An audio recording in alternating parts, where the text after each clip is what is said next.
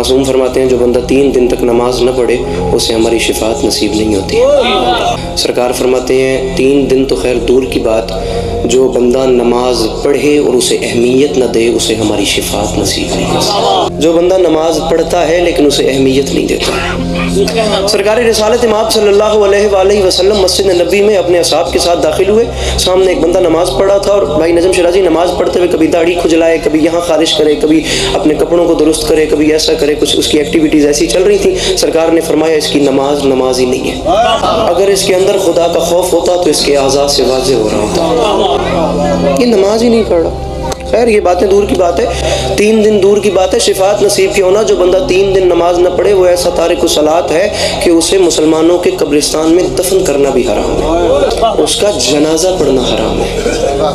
आप 3 दिन दूर की बात है, जो बंदा एक वक्त की नमाज जानबूझ के तर्क कर दे, जानबूझ के तर्क कर दे, वो जितना बड़ा हाजी है उसने अपने अमाल को आग लगा दी। बाखुदा जो 2 वक्त की नमाज तर्क करे उसने 2 वक्त की नमाज नहीं छोड़ी, उसने एक नबी खुदा का कत्ल किया है।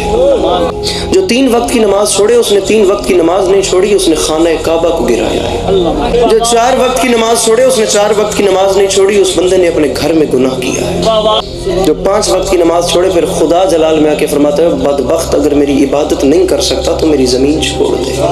नमाज वो है जो फाकों में मुस्तफ़ा ने पढ़ी, जो चक्कियों की मुशक्कत में फातिमा ने पढ़ी,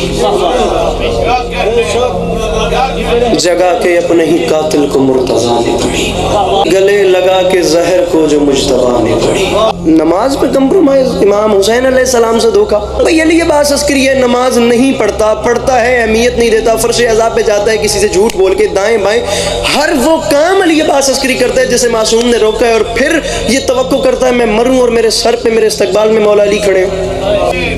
वो आए तो उनकी मेहरबानी है भाई, वो करीम है, लेकिन बनता है कि वो मेरी कब्र में आए। वो वालिद हसनैन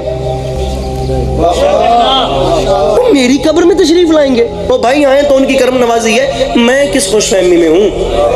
तो मेरे जवान भाइयों सवाल तो ये है,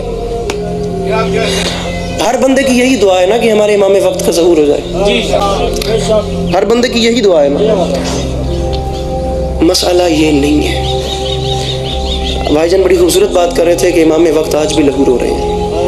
लहू एक वजह से नहीं रो रहे, लहू 2 वजूहात से रो रहे हैं। एक तो अपने अजदाद के गम में रो रहे हैं और दूसरा अपनी शियों की हालत पे रो रहे हैं। हम लोग ट्रेजेडी में ज़िंदगी गुजार रहे हैं। बखुदा जैसी जैसी पर्सनैलिटीज़ हमारे पास हैं दुनिया में किसी के पास नहीं है। वो अमीरुल मोमिनीन जैसी शख्सियात, इज़्ज़त हुसैन की कसम, ये जितने अलमिये हैं ना, ये सब अलमियात सिर्फ और सिर्फ नाजुल बलागा से दूरी की वजह से, सिर्फ और सिर्फ नाजुल बलागा से दूर। आप देखें तो सही मेरे मौला अमीर अलैहिस्सलाम ने किया क्या? थप्पड़ के बदले थप्पड़ तो हर बंदा ही मार रहा है ना, कुछ तो ऐसा करो जो दुनिया में नया हो। अब जरूरी है गाली देने वाले को गाली देनी है, माफ करने वाला बड़ा होता है।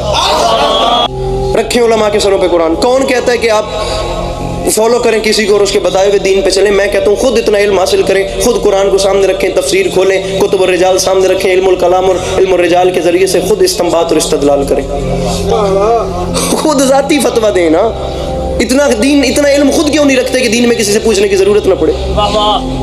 कम अज़ कम एक अली वाले के पास इतना इल्म तो हो कि उसे पता हो कि मैं ऐसे मुआशरे में जाके रह रहा हूँ, अब मैं कहीं बाहर के मुल्क बैनुल अक़वामी दुनिया में जाके रहता हूँ, वहाँ पे कोई शिया मौलवी नहीं है, मुझे किसी से पूछने की ज़रूरत नहीं पड़ेगी। मुझे मुतहरात, निजासात, मुझे मुब्तिलात वज़ू, मुब्तिलात नमाज, वाजिबात नमाज, अरकान नमाज, मुझे सिफ़ात सबूतिया सल्बिया, मुझे कुछ तो पता हो, मुझे कुछ तो पता होना कि यार इस मुआशरे में ज़िंदगी कैसे गुजारनी है। यार आप जवान बैठे हो, बाखुदा हिसाब लिया जाना है क़यामत के दिन। मेरे मौला ने खुद पूछ रहे हैं, अगर खुदा की कसम बाकी सारी बातें छोड़ दो, मान करें हंसी के क़यामत वाले दिन सारे इत्थे खुदा की कसम क़यामत का दिन इतना करहत का दिन होगा, सूरज सवा नेज़े पे नहीं होगा भाई नजम शिराजी, लेकिन उसकी हिद्दत इतनी ज्यादा होगी, इतनी करहत का दिन होगा कि लोग अपने ही पसीने में डूब के गर्क हो रहे हैं। और उम्मतें नबियों से कहेंगी ये देखें हिसाब करवाएं, बेशक हमें जहन्नुम में भेजें, हिसाब शुरू करवाएं। बखुदा किसी नबी में इतना हौसला नहीं होगा कि वो खुदा से कलाम करे, खुदा अपने जलाल में होगा, हिसाब शुरू करवाएं। किसी नबी में बाखुदा इतना हौसला नहीं होगा कि वो खुदा से कहे कि अब हिसाब शुरू करवाया जाए। हर नबी का चेहरा होगा मेरे सरकार रिसालत माब की तरफ। इस नेमत से खुदा महरूम कर दे अगर इन कानों से उलमा से बैठ के नजफ अशरफ में ये जुमले ना सुने हो कि सरकार रिसालत माँ भी खुदा से कलाम नहीं कर पाएंगे, खुदा जलाल में होगा। उस वक्त मेरे सरकार सल्लल्लाहु अलैहि वसल्लम सजदे में सर रख देंगे और फिर खुदा के जलाल पे उसकी रहमत हावी आ जाएगी। बड़े बड़े हम जाकिरीन से सुनते हैं जी सारी दुनिया धूप में होगी, हम जो मोमिनीन होंगे ना, हम लिवाउल हम्द के साए के नीचे होंगे, जो मौला अली के हाथ में परचम होगा। सबको माने ना कि असि मौला अली दे नाल होना, हमने उस मौसम में कौसर मौला के हाथ से पीना है। और मेरे भाई अगर हम उसी लाइन में खड़े हुए और हम इस कतार में हुए कि अगला नंबर मेरा है, इस प्यास में मैं कौसर पी लूँ, या अगला नंबर मेरा है मैं लिवाउल हम्द के साए के नीचे आ जाऊँ, और उसी कतार में तेरा नंबर आए और अली तुझसे पूछ ले तू मेरा शिया था, तेरी इतनी नमाजें कज़ा है, अली पूछ लें तो क्या करोगे भाई? मालिक आपको हमेशा अपनी हिफ्ज़-ओ-मान में रखे। मौला हमें वैसा बनने की तौफीक दें जैसा अली अलैहिस्सलाम चाहते हैं।